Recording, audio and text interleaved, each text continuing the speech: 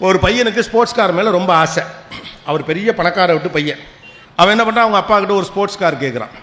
இது ஒரு வெளிநாட்டு கதை, அதனால அது ஸ்போர்ட்ஸ் கார். நம்ம ஒரு தான் பைக்குன்னு வச்சுக்கலாம்னு வச்சுக்கோங்களேன்.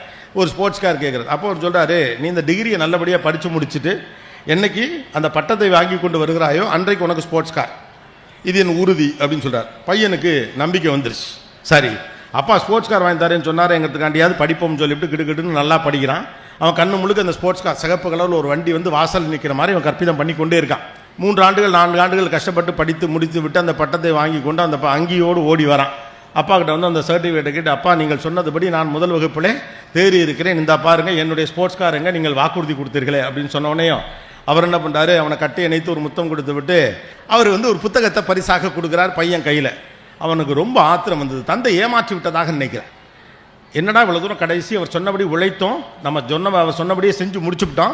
ஆனால் அந்த ஆள் இவ்வளோ பெரிய பணக்காரன் ஒரு ஸ்போர்ட்ஸ் காருங்க, அன்றைக்கி ஒரு நாள் செலவு இருக்குது, அதை வாங்கி கொடுக்காம என்னை ஏமாற்றிட்டானே அப்படின்னு சொல்லிட்டு கோபமாக அந்த புத்தகத்தை அந்த இடத்துல வைத்து விட்டு வீட்டை விட்டு கிளம்பி போகிறான். வீட்டை விட்டு கிளம்பி போனவன் அவன் போயிட்டு ஏதோ பண்ணி அவன் நல்லா வந்துட்டான். ஒரு 15-20 ஆண்டுகள் அதுக்குள்ளே அவனுக்கு திருமணம் ஆகிடுச்சு, 2 குழந்தைகள்லாம் ஆகிடுச்சு.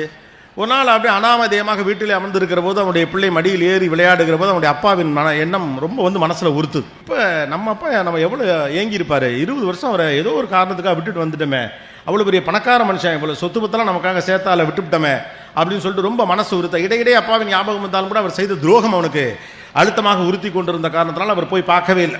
சரி, அப்பாவை போய் பார்ப்போன்னு கிட்டத்தட்ட 20 ஆண்டுகளுக்கு பிறகு கிளம்பி தன்னுடைய சொந்த ஊருக்கு போகிறான். ஒரு 500-600 மைலுக்கு அப்பாற்பட்ட ஒரு இடம். அங்கே போனால் அந்த பழைய பங்களா அப்படியே இருக்கிறது. வீட்டுக்குள்ளே போகிறாரு. அவர் சிறு வயதில் இருந்தபோது சிறு வயது பிள்ளைகளாக அங்கே வேலை பார்த்த சில பேர்லாம் பெரிய ஆளாகி அங்கே இருக்கிறாங்க. அப்பாவுடைய போட்டோ இருக்காங்க. அப்பா செத்து போயிட்டார். அப்பா அவுட்டு. ரொம்ப வருத்தமாக இருக்கு. சை, இந்த மனுஷனை விட்டுட்டோமே, ஏதோ ஒன்று ஸ்போர்ட்ஸ் கார் கிடைக்கல, திட்டிருக்கலாம், இல்லாட்டி வெயிட் பண்ணிருக்கலாம், நீங்கள் வாங்கி தாப்பா தந்தாவன்னு சண்டை கண்டை போட்டிருக்கலாம், இல்லை அழுதுகிட்டு 2 நாள் கோச்சிக்கிட்டு வீட்டை விட்டு வெளியில் போயிட்டு 2 நாள் கழிச்சு திரும்ப வந்துருக்கலாம். இது என்ன மூர்க்கத்தனமான கோபம். ஒரு தந்தையை இழந்து விட்டோமே, இந்த மனுஷன் நம்மளை எவ்வளோ தேடி இருப்பார்னு ரொம்ப வருத்தத்தோடு தந்தையின் பக்கத்தில் நின்று மனம் வெதும்பு அப்படி பார்த்துக்கிட்டு இருக்க பக்கத்தில் அவர் கொடுத்த அந்த புத்தகம், அவன் கோபமாக வச்சுட்டு போன புத்தகம் அங்கே இருக்குது. அந்த புத்தகத்தை எடுத்து அப்படியே புரட்டிக்கிட்டே தந்தை நினைவுகளோடு பார்த்துக்கிட்டே இருக்கான். அப்படியே புரட்டுறான். அப்படியே புத்தகத்தை வரப்போ கடைசி பக்கத்தில் பார்த்தா அவர் அந்த ஸ்போர்ட்ஸ் கார் வாங்கினதுடைய பில்லு அதில் இருக்குது. கொஞ்சம் பொறுமையாக இருந்தால் நமக்கு தேவையானது ஆட்டோமேட்டிக்காக கிடச்சிடும். 2வது முக்கியமான விஷயம், கடவுள் நீங்கள் கேட்பதை உங்களுக்கு பிடித்த வடிவத்தில் கொடுப்பார் என்ற அவசியம் இல்லை, அது வேறொரு வடிவத்தில் உங்களுக்கு கொடுக்கப்படும்.